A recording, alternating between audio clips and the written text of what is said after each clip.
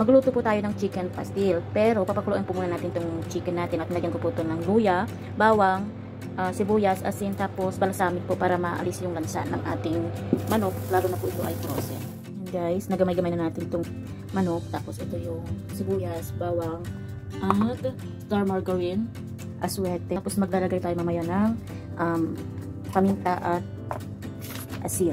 Ayan po ang ingredients ng ating lutuin na yun. Painitin na natin itong kawali. Lagyan na po natin itong star margarine. Tunawin natin. Lagyan na natin itong bawang. Lagyan natin itong brown.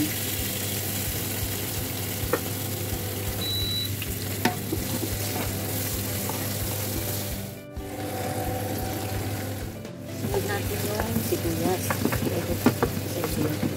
Lagyan po na ang ating sibuyas. Lagyan natin itong manok. Gamay-gamay ng manok.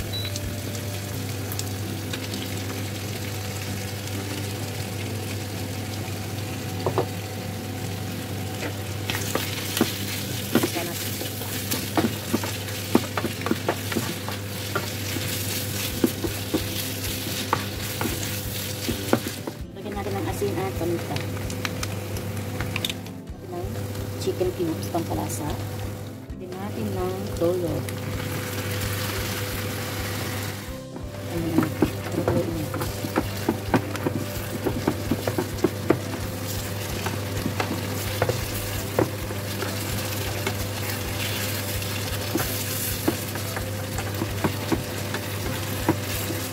Putin natin ito ng aswete pampakulay pa. Pero optional lang naman ito kung anong gusto nyo ilagay. Hindi ko na po sinunaw sa tubig. Hayaan ko na lang po na mantika ang tutunaw dito para mas maganda yung pagka. Lagyan ko po din siya ng sili.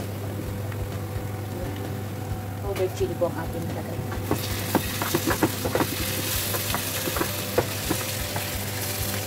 Ayan. Patuyuin na pa natin ng konti. Ito ng ating chicken pastil o kasi kaya lagyan natin. Tapos ko na po.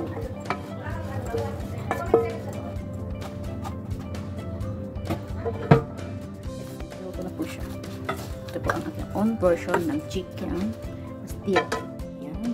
Ito po. Tara, kain na tayo.